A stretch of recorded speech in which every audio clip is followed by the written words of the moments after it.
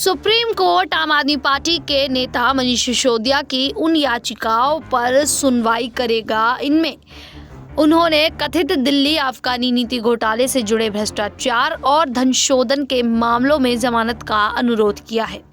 Justice VR. Gavai और justice KV. Viswanathan की पीठ इन दोनों याचिकाओं पर सुनवाई करेगी। सीबीआई और ईडी की ओर पेश अतिरिक्त सॉलिसिटर जनरल एस.वी. राजू ने 29 जुलाई को पीठ से कहा था कि सीबीआई ने सिसोदिया की याचिका पर जवाब दाखिल कर दिया है, लेकिन वह रिकॉर्ड में अभी उपलब्ध नहीं है। राजू ने सिसोदिया की दलीलों पर प्रारंभिक आपत्तियां भी जताई थी और कहा था कि यह दिल्ली उच्च न्यायालय के एक ही आदेश को चुनौती देने वाली दूसरी विशेष अनुमति याचिका है। विधि अधिकारी ने कहा था कि एक ही आदेश को 2 बार चुनौती नहीं दी जा सकती है। दिल्ली सिसोदिया ने इससे पहले दिल्ली हाई कोर्ट के 21 मई के आदेश को शीर्ष अदालत में चुनौती दी थी।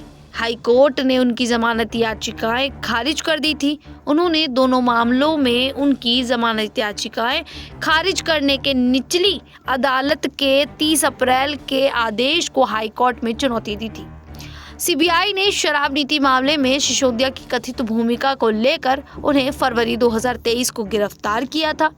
ईडी ने उन्हें 9 मार्च 2023 को सीबीआई की प्राथमिकी से जुड़े मनी लॉन्ड्रिंग मामले में गिरफ्तार किया था।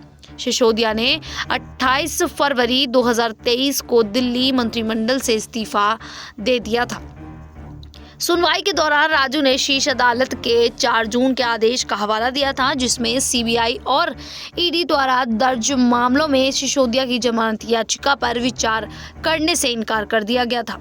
शीर्ष अदालत ने कहा था कि ईडी और सीबीआई द्वारा क्रमशः अंतिम अभियोजन शिकायत एवं आरोप पत्र दाखिल करने के बाद सिसोदिया जमानत के लिए अपनी याचिका फिर से दायर कर सकते हैं। पिछले सप्ताह सिसोदिया की ओर से पेश सीनियर एडवोकेट अभिषेक सिंघवी ने राजू की दलीलों को चौंकाने वाला करार दिया था। इसके बाद विधि अधिकारी ने शीर्ष अदालत से 30 अक्टूबर 2023 के आदेश का हवाला दिया, जिसमें उन्होंने दोनों मामलों में जमानत देने से इनकार कर दिया गया था।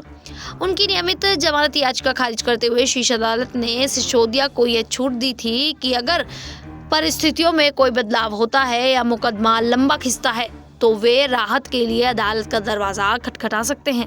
पीठ ने कहा था कि शीर्ष अदालत द्वारा 30 अक्टूबर के आदेश में निर्धारित अवधि समाप्त हो चुकी है और मामले की सुनवाई गुण दोष के आधार पर की जा चुकी है।